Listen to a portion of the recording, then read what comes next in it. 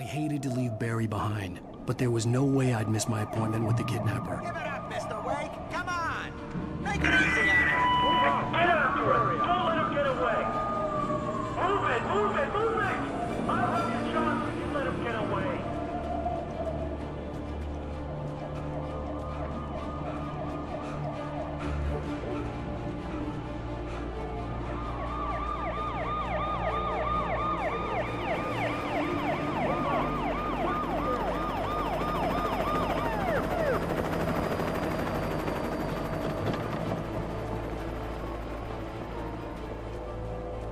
Stop running!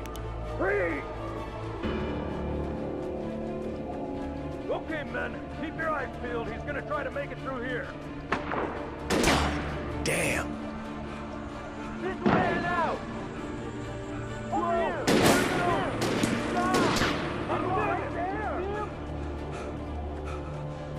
God damn it, where did he go? Look away! Keep an eye out!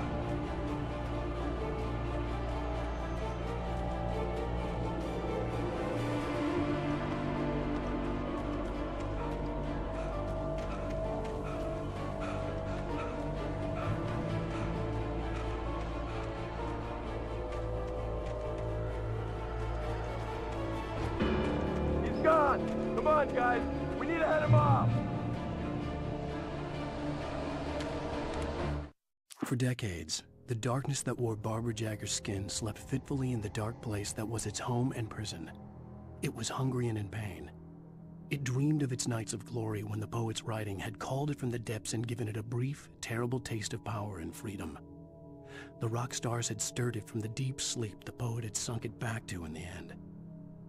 When it sensed the writer on the ferry, it opened its eyes.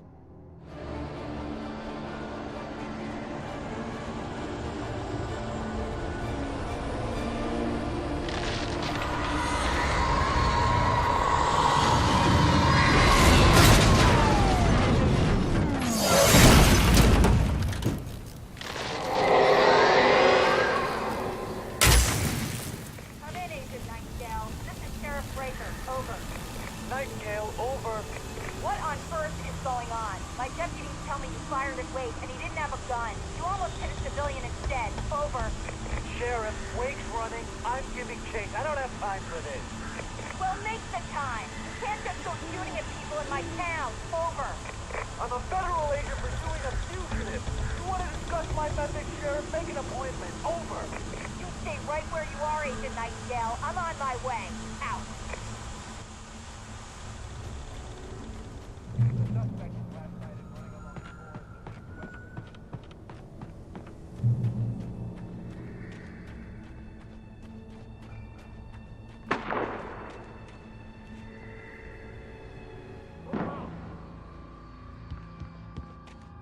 Search the area.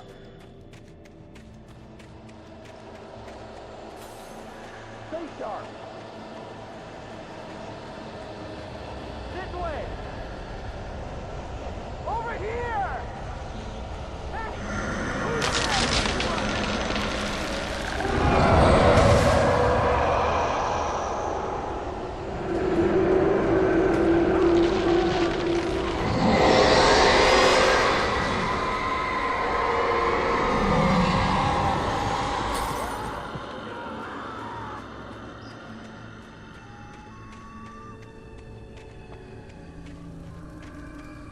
This horror was everywhere I went, circling me. The cops didn't stand a chance. They were after a writer, not a monster. Are you seriously telling me that geek writer just took out my deputies? Are you kidding? I mean, have you seen this guy? He wears a tweed jacket. Over. He's the guy we're chasing. If it's not him, who then? Bigfoot? Over. I don't know yet, but I'm not in the habit of jumping to conclusions. That tends to come back and bite you in the ass. Out.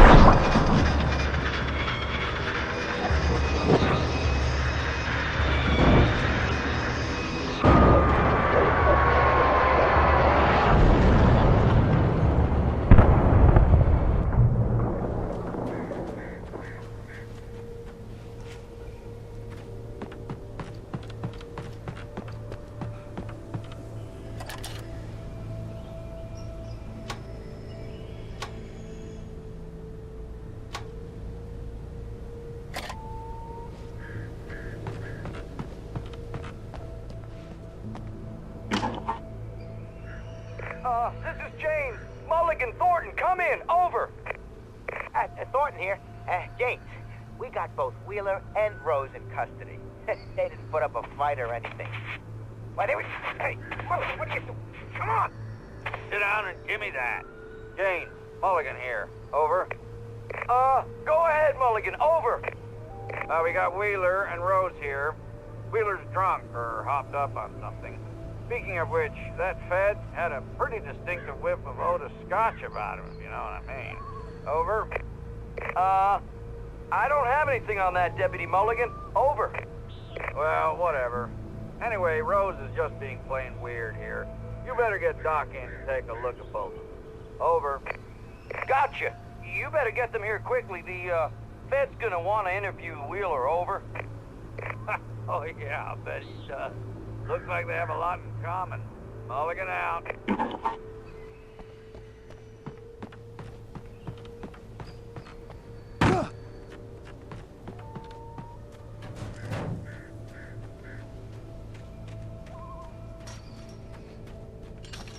I imagined that the broadcast tower in the distance was part of the local radio station.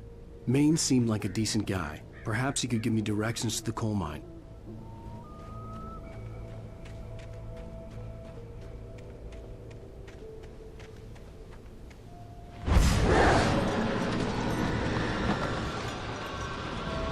Unnatural shadows clung to the gate.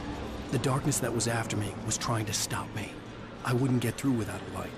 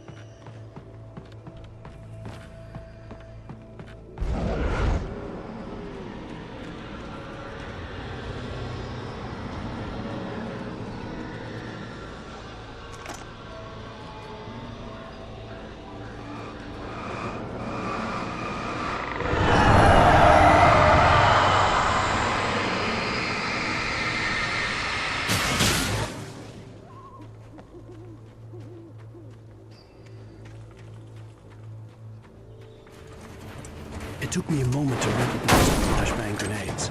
They were an ideal weapon for my situation. Team 1, come in. Over. Team 1, this is Sheriff Breaker. Report. Over. Team 2, come in. I need a report. Over.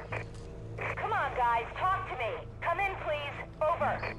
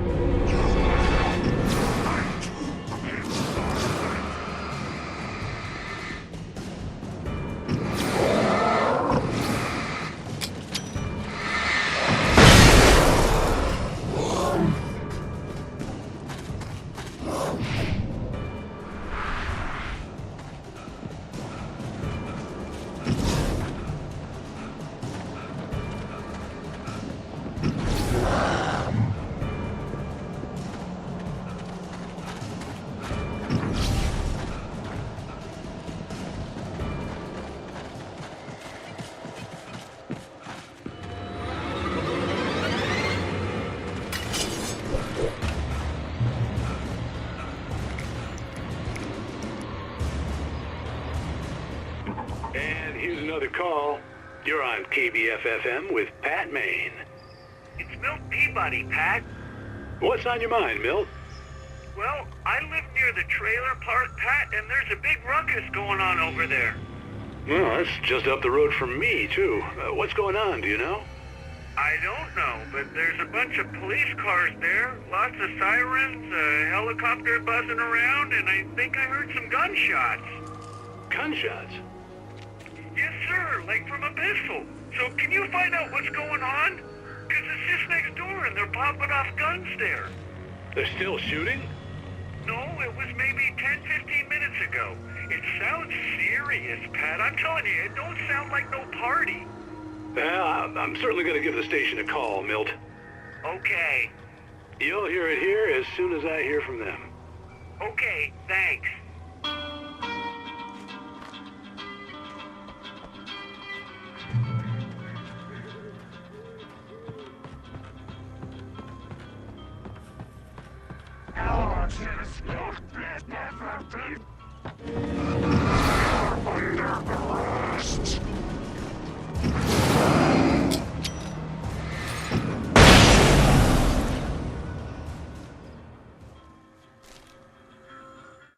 Touched by the dark presence, Rose was lost in a dreamland where everything was drawn in black and gray crayons.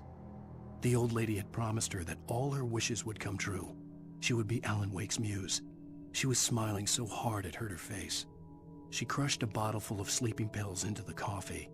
Deep down inside, she was screaming in terror.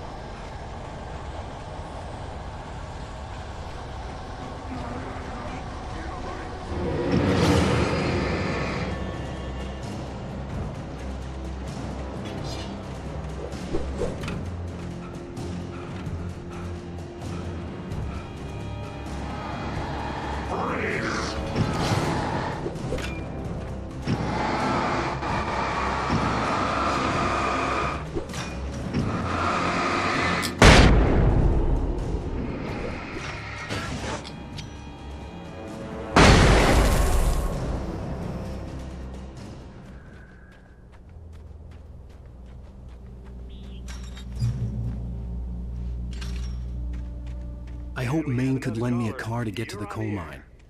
Pat, it's Lorna Miles. Oh, why, hello, Lorna. What do you have for us? Well, I just don't see why the cops bother with the trailer park. What do you mean? It's a trailer park. Of course you're going to have trouble in a place like that. I mean, what do you expect? The sheriff should be helping us normal citizens instead of wasting resources on those people. Well... Let the trash sort themselves out. I'm sorry, but my granddaddy settled in Bright Falls in 1911. Well, thank you very much for that compassionate viewpoint, Lorna. How can I be sure you'll walk away?